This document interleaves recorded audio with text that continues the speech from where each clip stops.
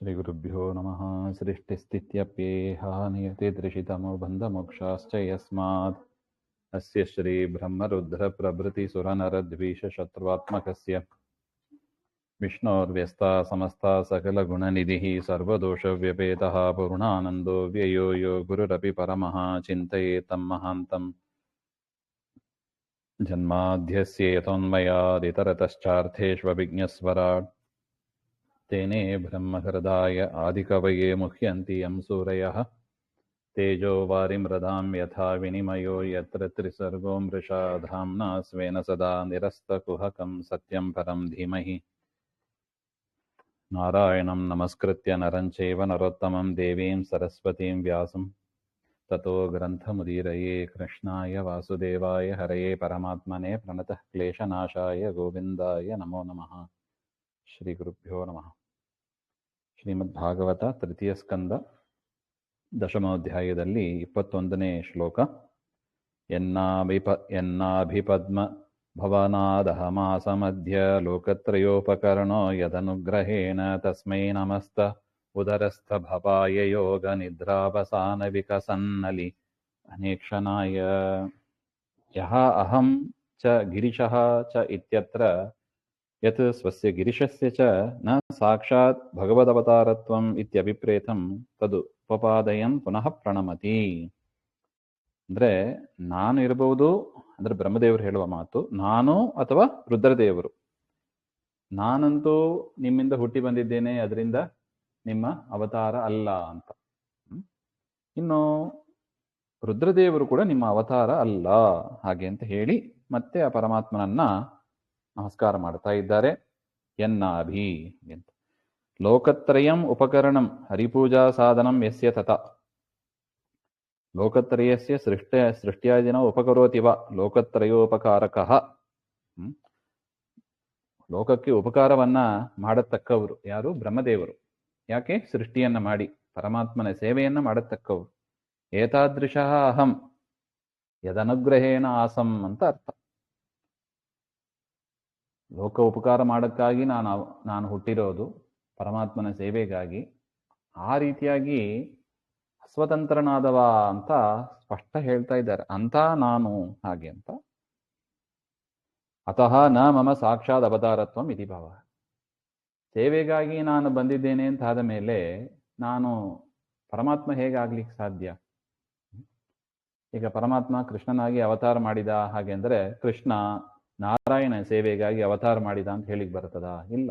ಕೃಷ್ಣ ನಾರಾಯಣ ಬೇರೆ ಅಲ್ಲ. ಕೃಷ್ಣನೇ ಒಂದು ರೂಪ, ನಾರಾಯಣನೇ ಒಂದು ರೂಪದಿಂದ ಕೃಷ್ಣನಾಗಿ ಬಂದಿರೋದು. ಅಲ್ಲಿ ಸೇವ್ಯ ಸೇವಕ ಭಾವ ಇಲ್ಲ. ಆದರೆ ಬ್ರಹ್ಮದೇವರಲ್ಲಿ ನಾರಾಯಣಲ್ಲಿ ಹಾಗಿಲ್ಲ. ಪರಮಾತ್ಮ ಸೇವ್ಯ, ಬ್ರಹ್ಮದೇವರು ಸೇವಕ. ಯಾಕೆ? ಅವತಾರ ಮಾಡಿ ಬ್ರಹ್ಮದೇವರು ತಾವು ಹುಟ್ಟಿ ಭೂಮಿಯಲ್ಲಿ ಅಂದ್ರೆ ಈ ಬ್ರಹ್ಮಾಂಡದಲ್ಲಿ ಅವರು ಪರಮಾತ್ಮನ ಸೇವೆಯನ್ನ, ಏನು ಸೇವೆ? ಈ ಜಗತ್ತನ್ನ ಸೃಷ್ಟಿ ಮಾಡೋದು ಅಷ್ಟೇ ಅವ್ರು ಮಾಡತಕ್ಕ ಸೇವೆ. ಅದನ್ನ ಮಾಡ್ತಾ ಇದ್ದೇನೆ. ಅದರಿಂದ ನಾನು ಹೇಗೆ ಪರಮಾತ್ಮನ ಅವತಾರ ಆಗ್ಲಿಕ್ಕೆ ಸಾಧ್ಯ? ನಾನು ಪರಮಾತ್ಮನ ಅವತಾರ ಅಲ್ಲ. ನಾಪಿ ರುದ್ರಸ್ಯ. ಅದೇ ರೀತಿಯಾಗಿ ರುದ್ರದೇವರು ಕೂಡ ನಾರಾಯಣನ ಅವತಾರ ಅಲ್ಲ.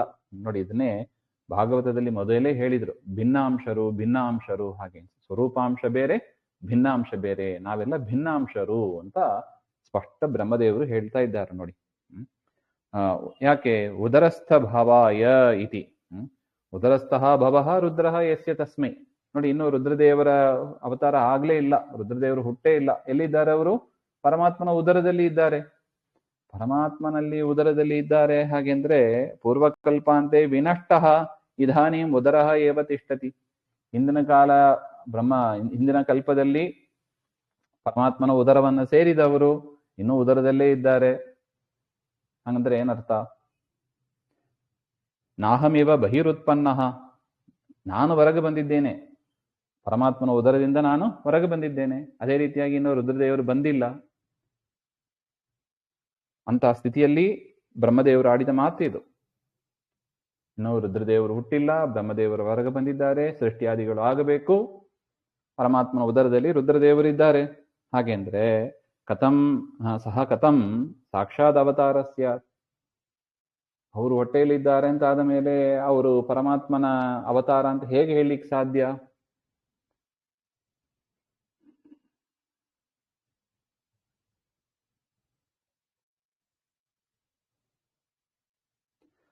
ಅದರಿಂದ ನಿದ್ರಾವಸಾನ ವಿಕಸನ್ ನಲಿನೇಕ್ಷಣಾಯ. ಅಂತಹ ಪರಮಾತ್ಮ ಎಂತಹ ಪರಮಾತ್ಮನ ಅನುಗ್ರಹದಿಂದ ನಾನು ಹೊರಗೆ ಬಂದು ಸೃಷ್ಟಿಯಾದಿ ವ್ಯಾಪಾರವನ್ನು ಮಾಡಲಿಕ್ಕೆ ಪರಮಾತ್ಮನ ಅನುಗ್ರಹದಿಂದ ಪ್ರಯತ್ನ ಪಡ್ತಾ ಇದ್ದೀನಿ. ರುದ್ರದೇವರು ಇನ್ನು ಹೊರಗೂ ಬಂದಿಲ್ಲ, ಪರಮಾತ್ಮನ ಉದರದಲ್ಲೇ ಇದ್ದಾರೆ. ಅದರಿಂದ ನಾನಾಗಲಿ ರುದ್ರದೇವರಾಗಲಿ ಪರಮಾತ್ಮನ ಅವತಾರ ಅಂತ ಹೇಳಲಿಕ್ಕೆ ಬರೋದಿಲ್ಲ. ಅಂತ ಪರಮಾತ್ಮ ನಿದ್ರಾಮವಾಹ ಇತ್ಯುಕ್ತ ನಿದ್ರಾಂ ವಿವೃಣ್ವನ್ ನಿದ್ರಾವಸಾನ ವಿಕಸನ್ ನಲಿನೇಕ್ಷಣಾಯ. ಯೋಗನಿದ್ರಾ ಇತಿ ಸ್ವಾತ್ಮಧ್ಯಾನಾಯ ಚಕ್ಷುರ್ನಿಮೀಲನಂ ಯೋಗನಿದ್ರಾ ಇತ್ಯುಚ್ಯತೆ. ಅಂದ್ರೆ ಪರಮಾತ್ಮ ತನ್ನನ್ನು ಕುರಿತಾಗಿ ಧ್ಯಾನ ಮಾಡ್ತಾ ಇರ್ತಾನೆ. ದೇವರು ಯಾರನ್ನು ಕಣ್ಣು ಮುಚ್ಚಿ, ಮೊನ್ನೆ ಬಂತು ನೋಡಿ ಪ್ರಶ್ನೆ, ದೇವರು ಕಣ್ಣು ಮುಚ್ಚಿ ಮಾಡುವುದಾದರೆ ಏನು? ನಾವು ಕಣ್ಣು ಮುಚ್ಚಿದ್ರೆ ನಿದ್ದೆ ಬಂದ್ಬಿಡ್ತದೆ ಅಷ್ಟೆ.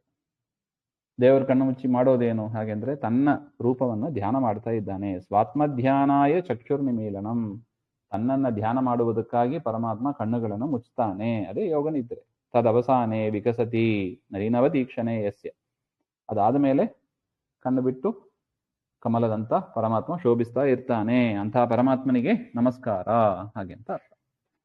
ಅದರಿಂದ ಇಲ್ಲಿ ಬ್ರಹ್ಮದೇವರು ಕಾರಣಗಳನ್ನು ಹೇಳ್ತಾ ಹೋಗ್ತಾ ಇದ್ದಾರೆ. ಅಂತಹ ಪರಮಾತ್ಮನಿಗೆ ನಮಸ್ಕಾರ. ಎಂಥ ಪರಮಾತ್ಮನಿಗೆ ಅಂದ್ರೆ ಯಾರ ಅನುಗ್ರಹದಿಂದ ಬ್ರಹ್ಮದೇವರಿದ್ದಾರೋ, ಯಾರು ಪ್ರಳಯ ಕಾಲದಲ್ಲಿ ರುದ್ರಾದಿ ಸಕಲ ಜೀವರನ್ನು ಉದರದಲ್ಲಿ ಇಟ್ಟುಕೊಂಡು ಸಂರಕ್ಷಣೆ ಮಾಡ್ತಾ ಇದ್ದಾರೋ, ಆ ಕಾರಣದಿಂದಲೇ ಬ್ರಹ್ಮದೇವರಾಗಲಿ ರುದ್ರದೇವರಾಗಲಿ ಅಥವಾ ಯಾರೇ ಜೀವರಾಗಲಿ ಪರಮಾತ್ಮನ ಭಿನ್ನಾಂಶರು ಅಂತ ಆಗ್ತಾರೆ ಹೊರತು ಸ್ವರೂಪಾಂಶರು ಅಂತ ಆಗೋದಿಲ್ಲ. ಅಂತಹ ಪರಮಾತ್ಮನಿಗೆ ನಮಸ್ಕಾರ ಅಂತ ಬ್ರಹ್ಮದೇವರು ಮಾಡುವ ಪ್ರಾರ್ಥನೆ. ನೋಡಿ, ಇದು ನಿಜವಾದ ಸಿದ್ಧಾಂತ. ಇದು ಸಿದ್ಧಾಂತದ ಮುಖ್ಯ ಪ್ರಮೇಯಗಳು ಇಲ್ಲಿದೆ ನೋಡಿ. ಇದನ್ನೇ ಮಧ್ವಾಚಾರ್ಯರು ಹೇಳಿದ್ರು. ಜೀವ ಬ್ರಹ್ಮ ಒಂದು ಹೇಗೆ ಆಗ್ತಾರೆ, ಭಿನ್ನಾಂಶರು ಹಾಗೆ ಅಂತ ಬ್ರಹ್ಮದೇವರು ಅದನ್ನು ಹೇಳ್ತೀವಿ. ಜ್ಞಾನಿಗಳಿಗೆ ಸಮ್ಮತವಾದ ವಿಚಾರ ಇದು. ಎಂದಿಗೂ ಜ್ಞಾನಿಗಳು ಪರಮಾತ್ಮ ನಾನು ಒಂದು ಸಾಮ್ಯ ಅಂತ ಹೇಳುವವರೇ ಅಲ್ಲ.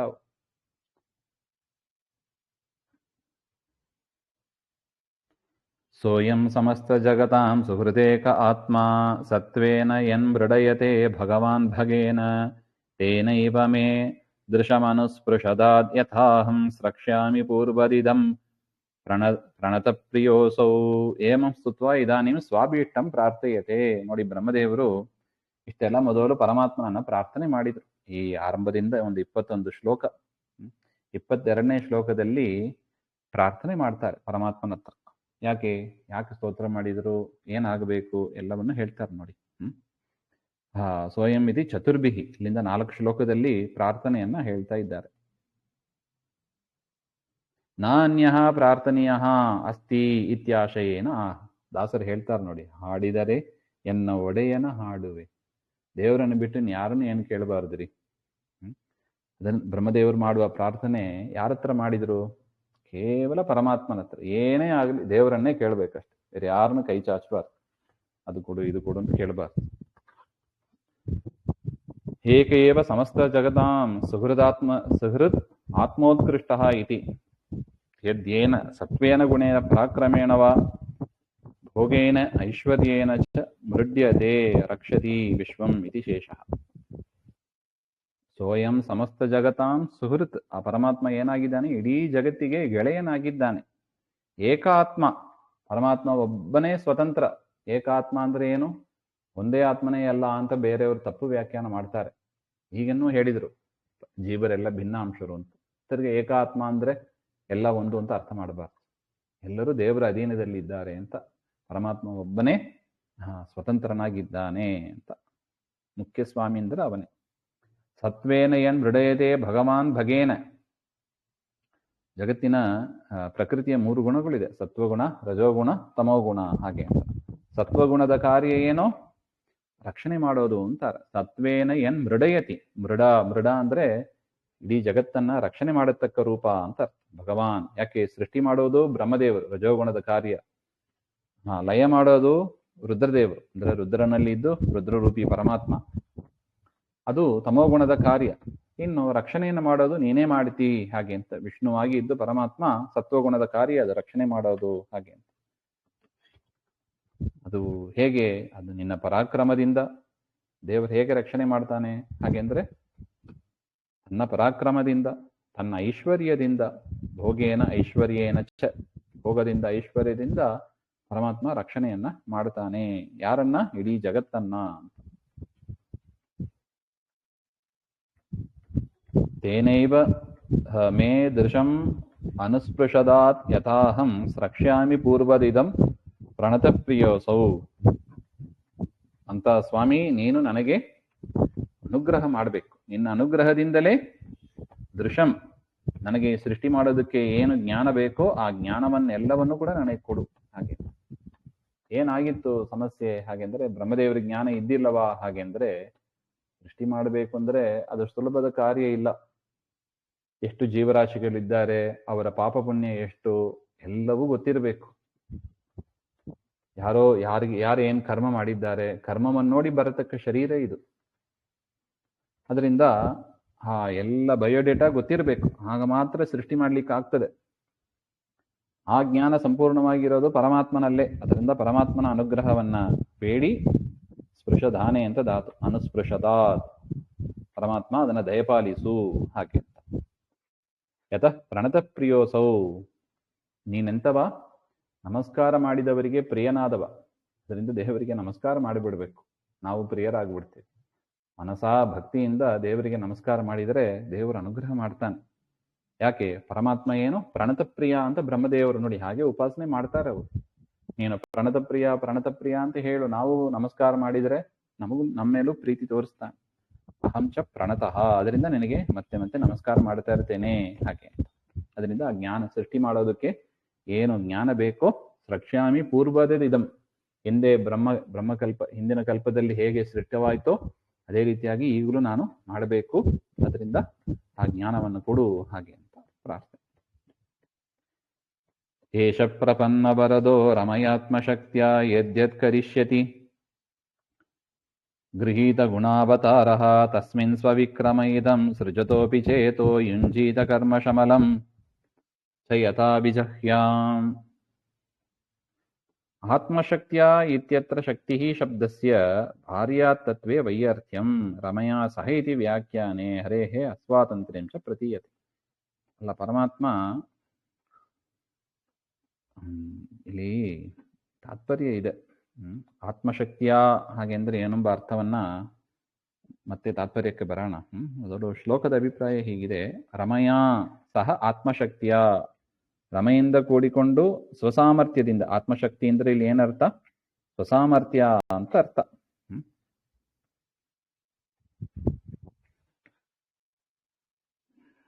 ಸ್ಥಿತ್ಯಾದ್ಯರ್ಥಂ ಗೃಹೀತ ಏ ಸತ್ವಾದಯ. ಆ ಸ್ಥಿತಿಯನ್ನ ಮಾಡಬೇಕು, ಜಗತ್ತಿನ ರಕ್ಷಣೆಯನ್ನು ಮಾಡಬೇಕು ಅಂತ ಪರಮಾತ್ಮ ಏನ್ ಮಾಡ್ತಾನೆ? ಸತ್ವಾದಿ ಗುಣಗಳನ್ನು ಸ್ವೀಕಾರ ಮಾಡ್ತಾನೆ. ಅಂದರೆ ಪ್ರಕೃತಿಯ ಗುಣಗಳು, ಲಕ್ಷ್ಮ್ಯಾತ್ಮಕವಾದದ್ದು, ಲಕ್ಷ್ಮಿಯಿಂದ ಅಭಿಮನ್ಯವಾದ ಆ ಗುಣಗಳು, ಸತ್ವಗುಣ, ರಜೋಗುಣ, ತಮೋಗುಣ, ಅದನ್ನ ಸ್ವೀಕಾರ ಮಾಡ್ತಾನೆ.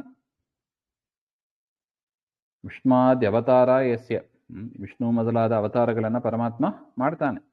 ಸ್ವಸ್ಮಿನ್ ಸ್ವವಿಕ್ರಮೆ ಅಂದ್ರೆ ತನ್ನ ಪರಾಕ್ರಮದಲ್ಲಿ ಜಗತ್ಪಾಲನ ಸರ್ಜನ ಸಂಹಾರಾದಿ ರೂಪ ವ್ಯಾಪಾರೇ, ಜಗತ್ತಿನ ಸೃಷ್ಟಿ ಸ್ಥಿತಿ ಸಂಹಾರ ಇನ್ನೇನೇನೋ ಅನಂತ ವ್ಯಾಪಾರ ದೇವರದು. ಮೂರು ಮಾತ್ರ ಸ್ಥೂಲವಾಗಿ ಹೇಳ್ಬಿಡ್ತೀವಿ ಅಷ್ಟೇ. ಅದೆಲ್ಲವೂ ಕೂಡ ದೇವರ ಪರಾಕ್ರಮದಿಂದಲೇ ಆಗತಕ್ಕದ್ದು.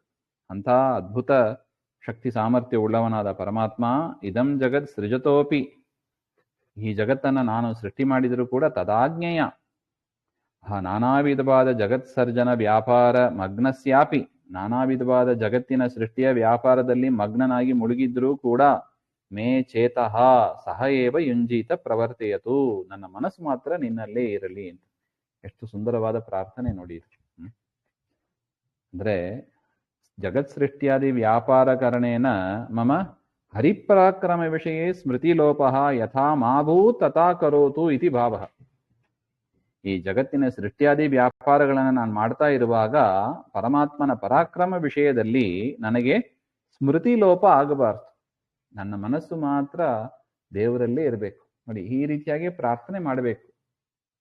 ಮನಸ್ಸನ್ನ ದೇವರಲ್ಲಿ ಇಡಬೇಕು ಅಂತ ನಮಗೆ ಗೊತ್ತು, ಆದರೆ ನಮ್ಮಿಂದ ಆಗತಕ್ಕ ಕಾರ್ಯ ಅಲ್ಲ ಅದು. ಭಗವದ್ಗೀತೆಯಲ್ಲಿ ಅನೇಕ ಬಾರಿ ಕೇಳಿದ್ದೀವಿ, ಮನಸ್ಸನ್ನ ನಿಗ್ರಹ ಮಾಡೋದು ಕಷ್ಟ ಇದೆ.